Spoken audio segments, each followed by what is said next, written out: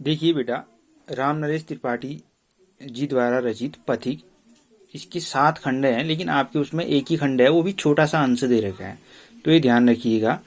इसको पढ़ा कैसे जाता है। प्रतिक्षण नूतन वेश बनाकर रंग बिरंग निराला, रवि के सम्मुख थिरक रही है नभ में वारिद माला। नीचे नील समुद्र मनोहर, ऊपर नील गगन है, घन पर बैठ बीच में विचरूं यही चाहता मन है, यही चाहता मन है। अब यहाँ पे प्रसंग है या संदर्भ राम नरेश त्रिपाठी द्वारा रचित हमारे आरोह भाग के पथिक से, आरोह भाग 1 के पथिक से लिया गया है। प्रसंग है कि पथिक सागर किनारे पे खड़ा है। मतलब पहले भी आया था, मैंने उसमें देखा होगा आपने कि पथिक सागर किनारे खड़ा है। उसको इस सामने उसके सूर्योदय हो रहा है। पथिक जो है सागर किनारे खड़ा है और सामने सूर्योदय हो रहा है।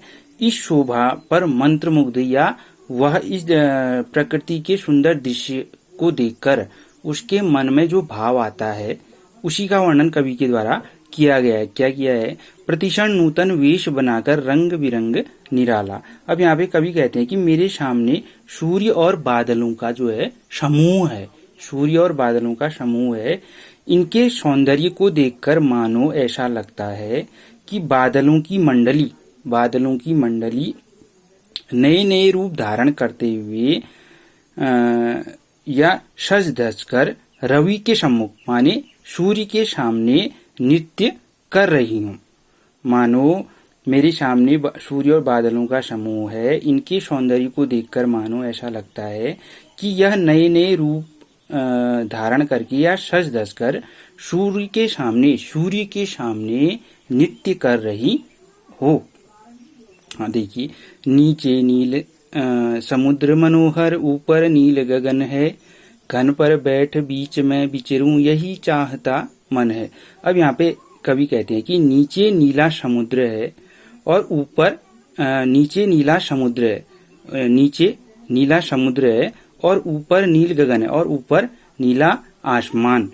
घन पर बैठ बीच में विचरूं यही चाहता मन है। अब यहाँ पे कवि कहते हैं कि ऐसे में मेरा मन चाहता है कि मैं बादलों के बीच में बैठकर, घन पर बैठ माने मैं बादलों के बीच में बैठकर आनंद से बीच में विचरूं माने घूमूं।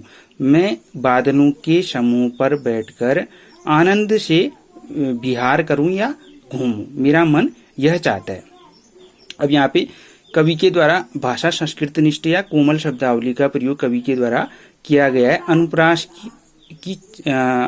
अलंकार है। अनुप्रास अलंकार का प्रयोग किया है। रंग बिरंगे और नीले नील समुद्र मनोहर, नील गगन में कवि के द्वारा अनुप्रास अलंकार का प्रयोग कवि के द्वारा किया गया है।